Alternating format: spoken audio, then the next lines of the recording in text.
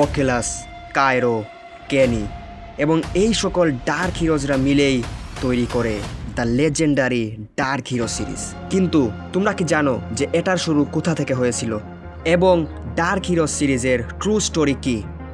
যদি এই সব কিছুর উত্তর আমাদেরকে পেতে হয় তাহলে এই স্টোরি আমাদেরকে শুরু থেকে জানতে হবে এবং এই কারণেই আজকে আমি তোমাদেরকে শোনাবো the true story of Minecraft dark heroes part 1।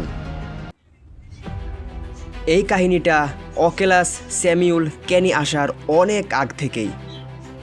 এই টাইমে সব কিছুই নর্মাল ছিল এবং ওই সময়ই একজন এমন প্লেয়ার ছিল যে আবারও হিরোব্রাইনকে ব্যাক আনতে চায় এবং তার উদ্দেশ্য একটাই ছিল, সে নিজে একাই মাইনক্রাফটের পুরো ওয়ার্ল্ডে রাজত্ব করতে চেয়েছিল।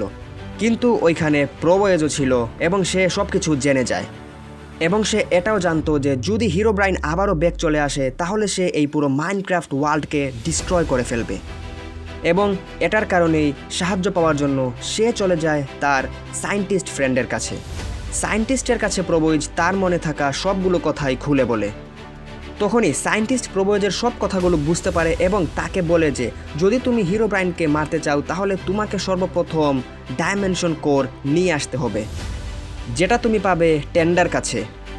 তখনই প্রবয়েজ হিরোব্রাইনকে মারার জন্য এবং ডাইমেনশন কোর নেওয়ার জন্য তার পরবর্তী মিশন মানে মুনে যাওয়ার জন্য প্রস্তুত হয়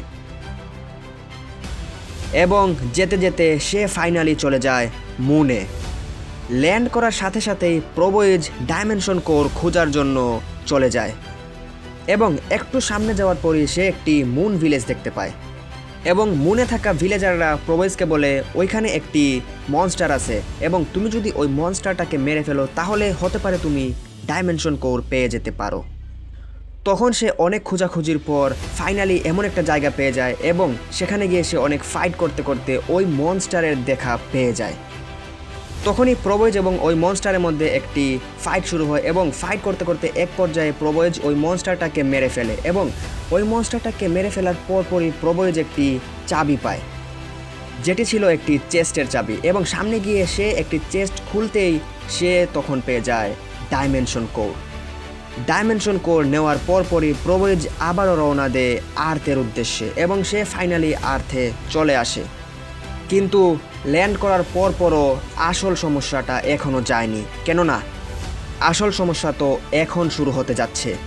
প্রবয়েজ এবং সায়েন্টিস্টের কাছে কিন্তু ডাইমেনশন কোর অলরেডি 2টা চলে এসেছে, কিন্তু পরবর্তীতে আমরা জানতে পারি যে প্রবয়েজ যে ডাইমেনশন কোরগুলা নিয়ে এসেছে সেটা রিয়েল না। যখনই সায়েন্টিস্ট ওই ডাইমেনশন কোরগুলাকে নিয়ে এক্সপেরিমেন্ট করা শুরু করে দেয় তখনই ওই এক্সপেরিমেন্টটা ফেল হয়ে যায় এবং ওইখানে হঠাৎ করেই থান্ডারস্টর্ম হতে শুরু করে এবং ফাইনালি ওইখানে চলে আসে হিরোব্রাইন এবং মিথস অনুযায়ী যেই হিরোব্রাইনকে আবারও জাগ্রত করবে সে তার 3টা উইশ পূরণ করবে। কিন্তু এইবার হিরোব্রাইনকে অন্য কেউ না বরং স্বয়ং শ্যাং রিসপন্ড করেছিল এবং এখন হিরোব্রাইন শ্যাংয়ের 3টি উইশ পূরণ করবে এবং হিরোব্রাইন তখন তার পাওয়ারের মাধ্যমে প্রবয়েজকে একটি ব্যাডরকের কেজের মধ্যে ট্র্যাপ করে ফেলে এবং সে তখন চলে যায় তার লর্ডের কাছে মানে শ্যাংয়ের কাছে। শ্যাংয়ের প্রথম উইশ ছিল হিরোব্রাইন হবে তার প্রথম ডার্ক হিরো এবং সে তখন শ্যাংয়ের হয়ে কাজ করবে এবং এখন হিরোব্রাইনকে শ্যাংয়ের হয়ে কাজ করতে হবে। পরবর্তীতে অনেক কষ্ট করে প্রবয়েজ তখন ওই কেস থেকে বের হয়েই যায়, কিন্তু সায়েন্টিস্টকে হিরোব্রাইন তার নিজের সাথে করে নিয়ে যায়। কিন্তু প্রবয়েজ তখন সায়েন্টিস্টের মধ্য থেকে পড়া ব্লাডকে ফলো করতে করতে সে চলে যায় ফাইনালি হিরোব্রাইনের বেসমেন্টে, যেখানে হিরোব্রাইন ওই সায়েন্টিস্টটাকে বন্দি করে রেখেছিল। কিন্তু দুঃখের বিষয় হচ্ছে তখন হিরোব্রাইন প্রবয়েজকেও তার বন্দি বানিয়ে ফেলে। কিন্তু ফাইনালি অনেক কষ্ট করার পর তারা দুজন ওইখান থেকে ফ্রি হয়ে যায় ঠিকই, কিন্তু সেখানে তারা একটি সিক্রেট রুমের দেখা পায়, যেটা ছিল হিরোব্রাইনের সিক্রেট রুম এবং তারা ওইখান থেকে অনেক কষ্ট করে এসকেপ করে ফেলে। কিন্তু তখনই সেখানে হিরোব্রাইন চলে আসে এবং সে তার পাওয়ারের মাধ্যমে প্রবয়েজকে অনেক অনেক দূর নিয়ে যায় এবং যখনই প্রবয়েজ আবারও নর্মাল অবস্থায় ফিরে আসে তখনই সে নিজেকে আবিষ্কার করে একটি মারাত্মক ক্যাসেলের মধ্যে এবং ওই ক্যাসেলটি আর কারো না, বরং ছিল দ্য ফোর্থ ডার্ক হিরো নালের। এবং তখনই আমরা জানতে পারি যে নাল এবং শেং দুজন একসাথে হয়ে কাজ করছে এবং এখন তাদের একজন নতুন টিমমেট হয়ে যায় হিরোব্রাইন।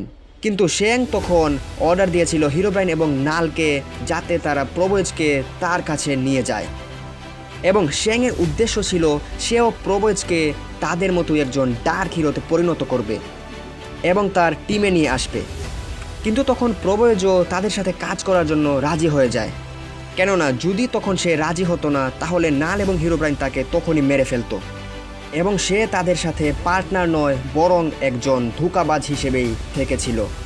প্রবোয়েজের উদ্দেশ্য ছিল সে নাল এবং হিরোব্রাইনের কাছ থেকে সব ইনফরমেশন জানবে এবং ওই ইনফরমেশনগুলো সে তখন ওই সায়েন্টিস্টের কাছে পৌঁছাবে এবং তারা দুজন মিলে হিরোব্রাইন এবং নালকে মেরে ফেলবে। এবং তখনই কিন্তু নাল বিশ্বাস করে ফেলে যে প্রবোয়েজ আসলেই তাদের টিমে চলে এসেছে। তখনই নাল প্রবোয়েজকে একটি পাওয়ারফুল শট দেয়, যেটা আর কারো না বরং ছিল দ্য থান্ডার গডের, এবং শটটি কিন্তু মারাত্মক পাওয়ারফুল ছিল। তখনই কিন্তু প্রবোয়েজ হিরোব্রাইন এবং নালের একজন পার্টনার হয়ে যায়। এরপরে নাল প্রবোয়েজকে বলে, যদি তুমি আমাদের টিমে আসতে চাও তাহলে তোমাকে ডিফিট করতে হবে জিউসকে। এরপর প্রবোয়েজ এই কথাগুলো পড়ার পর না চাইতেও সে জিউসকে মারার উদ্দেশ্যে রওনা হয়ে যায় এবং ফাইনালি প্রবোয়েজ তখন জিউসকে ডিফিট করে ফেলে। এবং যখনই জিউস মরে যায় তখনই সে একটি মারাত্মক জিনিস ড্রপ করে এবং ফাইনালি প্রবোয়েজও ওই জিউস জল্টকে নিয়ে ওইখান থেকে পালিয়ে যায়।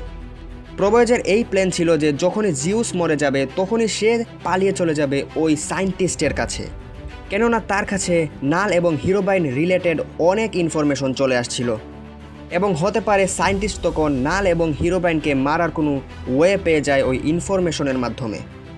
এবং খোঁজাখুঁজির পর সে ফাইনালি ওই সায়েন্টিস্টের কাছে চলেই আসে এবং যখনই সে সায়েন্টিস্টের কাছে যায় তখনই সে দেখতে পারে সায়েন্টিস্ট একটি নতুন পোশন বানিয়েছে যেটার নাম ছিল দ্য পোশন অফ ডেথ, এবং যার উপরই এই পোশনটা ফেলা হবে সে তখন এক শটেই মরে যাবে।